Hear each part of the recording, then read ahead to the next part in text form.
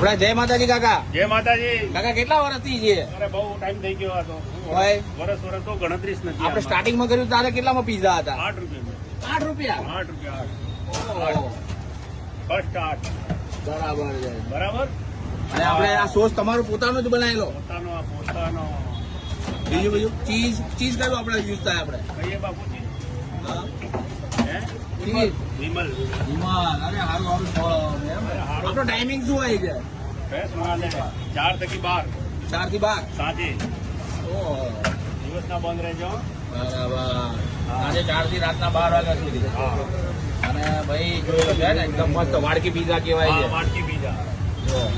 ગરમ ગરમા તાજો માલ. અંદર 2 વખત કરવાના શેકવાના. હા, અડધો કાચો અડધો પાકો છે. હા. તેની નાખી દેવાનું પછી અંદર જાને કડક થઈ જાય. હા.